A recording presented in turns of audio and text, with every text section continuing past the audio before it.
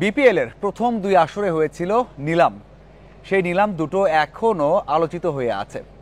অবশেষে দীর্ঘদিন পর আবারও ফিরতে যাচ্ছে নিলাম। এটা নিয়ে হয়তোবা ইতিবাচক নেতিবাচক অনেক কিছুই আসতে পারে, তবে আপাতত সবাই অনেক এক্সাইটেড যে আবারও একটা নিলাম দেখা যাবে। অকশনে যেই এক্সাইটমেন্ট থাকে তার থেকে দ্বিগুণ এক্সাইটমেন্ট থাকে নিলামে।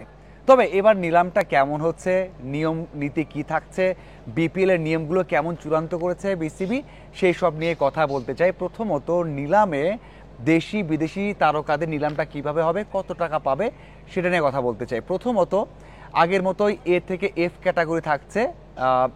তারকাদের যেই ক্যাটাগরি করা হচ্ছে নিলামের জন্য এ থেকে এফ, এ ক্যাটাগরিতে যারা থাকবেন তাদের ভিত্তি মূল্য হবে 50 লাখ টাকা, এবং যারা এফ ক্যাটাগরি থাকবেন তারা ভিত্তি মূল্য পাবেন 10 লাখ টাকা।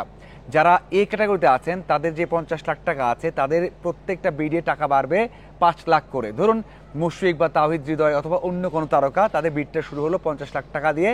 একটা ফ্র্যাঞ্চাইজি চাইলেন, বললেন 50 লাখ, এরপর যিনি রাখ দেবেন তাকে বলতে হবে 55 লাখ, মানে মাঝখানে অপশন নেই, 5 লাখ টাকা করে বাড়াতে হবে প্রত্যেকটা বিডে বা কলে। যারা এফ ক্যাটাগরিতে আছেন তাদের জন্য এটা হয় 20,000 টাকা, মানে কেউ একটা ফ্র্যাঞ্চাইজি বললো যে আমি ওই প্লেটটাকে নিব 11 লাখ টাকা, এরপর যিনি ডাকবেন তাকে বলতে হবে যে 11,20,000, এরপর যিনি ডাকবেন 11,40,000, এভাবে তাদের দামটা বাড়বে। দেশি যারা ক্রিকেটার রয়েছেন 13 জনকে মাস্ট সাইন করাতে হবে, মানে একটা নিলাম থেকে 13 জনকে নিতেই হবে।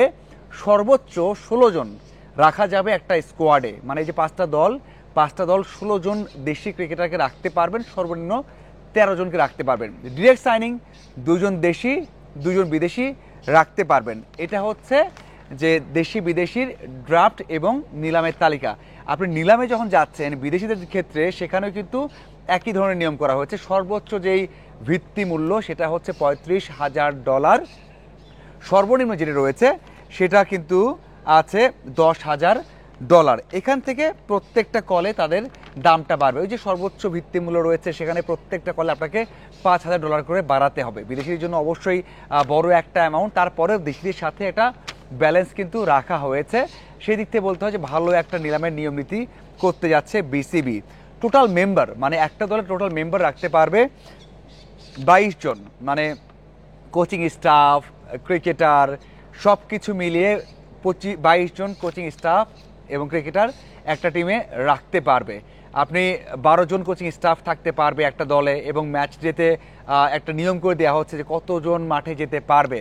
দেখুন, ম্যাচ ডেতে 4 ঘন্টা আগে বিসিবির কাছে ইমেল করে জানাতে হবে 15 মেম্বার, মানে কোন 15 জন মাঠে যাবেন তাদের নাম ইমেল করেই পাঠাতে হবে। এছাড়া বাকিরা কিন্তু ওই যে 22 জন বললাম, বাকিরা কোচিং স্টাফ, অ্যানালিস্ট অথবা বল বয় সব কিছু মিলিয়ে 22 জন আপনি স্কোয়াডে রাখতে পারবেন। সেটা অবশ্যই ম্যাচের 4 ঘন্টা আগে বিসিবির কাছে ইমেল করে জানাতে হবে। এখন আসা যাক সবচেয়ে ইম্পর্টেন্ট বিষয়, সেটা হচ্ছে পেমেন্টটা কিভাবে হবে। পেমেন্টটা তো সবসময় ঝামেলা করে, আগে পেছনে মাঝখানে কখন পেমেন্টটা দেবে সেসব বোঝা যায় না। এবারও নিয়ম করে দেওয়া হয়েছে, একেবারে কড়া নিয়ম। সেটা হচ্ছে যেদিন সাইন করা হবে, এই যে নিলাম হলো পরে যে তারকাদের সাথে সাইন করতে বসবে ওই দিনে 25% দিয়ে দিতে হবে, মানে মাস্ট দিয়ে দিতে হবে। না দিলে এই সিদ্ধান্ত বিসিবি নেবে, এবং বিসিবি বড় একটা সিদ্ধান্ত নিলেও নিতে পারে যদি এই নিয়মটা মানা না হয়। বাকিটা ওই যে লিগ ম্যাচটা হবে, মানে 5 দল যে মুখোমুখি হবে একে অপরের, শেষ ম্যাচটাতে 50% দিতে হবে, মানে শেষ ম্যাচ যখন খেলতে নামবে তার আগে 50% দিতে হবে। বাকি যে 25% থাকে, মানে 25, 50, 75 গেল, বাকি যে 25% থাকে সেটা দিতে হবে ওই যে লাস্ট ম্যাচটা, টুর্নামেন্টের শেষ ম্যাচটা, ফাইনালের পর 30 দিনের মধ্যেই ওই টাকাটা দিতে হবে। এর আগেও নিয়ম ছিল কিন্তু সেটা সেভাবে ফলো করা হয়নি, অনেকে এখনও দেয়নি, এখনও আলোচনা হয়, কিন্তু এই নিয়মটা ফলো করতে হবে। মেম্বার গেল, পেমেন্ট গেল, ড্রাফট গেল, কিভাবে স্কোয়াড দিয়ে হবে, কিভাবে ইমেল করা হবে, সেই সবও কিন্তু বলা হয়েছে নতুন নিয়ম নীতিতে। আরেকটা নিয়ম আছে, সেটা হচ্ছে এখান থেকে নেক্সট ইয়ার যখন যাবে বিপিএলটা তখন রিটেনশনটা কী হবে। তখনও এবারে যেটা করা হয়েছে যে 2 জন 4 জন, 2 জন দেশি 2 জন বিদেশিকে রিটেইন করা যাবে, সেই কাজটা কিন্তু এবারও করা হচ্ছে। এই হচ্ছে মোটামুটি নিয়ম কানুন এবং এক্সাইটমেন্ট অপেক্ষা করছে বিপিএল এর ড্রাফট। সেজন্য সবাই প্রস্তুত এবং তারকাদের মধ্যে অনেক ইতিবাচক নেতিবাচক দিক আছে, কারণ অকশন মানে যে সব ইতিবাচক দিক তেমনটা নয়, নেতিবাচক অনেক কিছু থাকতে পারে। তবে আপাতত এই যে দীর্ঘদিন পর, প্রায় এক দশক পর ড্রাফট থেকে নিলামে ফিরছে বাংলাদেশ ক্রিকেট বোর্ড বা বিপিএল, সেটা অবশ্যই ইতিবাচক। যে নিয়মগুলো করে দেওয়া হয়েছে সেই নিয়মগুলো যদি রাখা যায় অবশ্যই সেটাও ভালো হবে। একটা বিষয় রাখতে চাই, আমি মিস করে গেছি, সেটা হচ্ছে সর্বোচ্চ কত টাকা দেশিদের কিনতে ব্যবহার করতে পারবে। দেখুন ওই যে নিলাম 13 জনকে কিনতে পারবে, নিলাম থেকে বা কিনতে হবে, আর পুরোটা অকশনে আপনি 13 জনকে আপনার নিতেই হবে দেশিদের মধ্যে।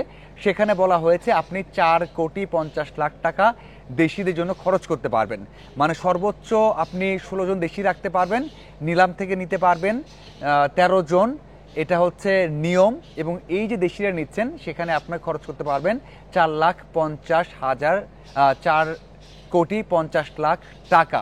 যদিও এখানে ওই যে ডিরেক্ট সাইনিং করছেন দুজনকে, সেই হিসাবটা এখানে থাকবে না। এই হিসাব ছাড়াই শুধুমাত্র নিলাম থেকে আপনি 4,50,00,000 টাকার দেশি ক্রিকেটার কিনতে পারবেন। এই হচ্ছে নিয়মগুলো। আপনার কেমন লাগলো নিয়মগুলো? কি মনে হয় এই নিয়ম করলে ঠিকঠাক বিপিএল চলবে কিনা? অবশ্যই কমেন্ট করে জানাবেন। ধন্যবাদ।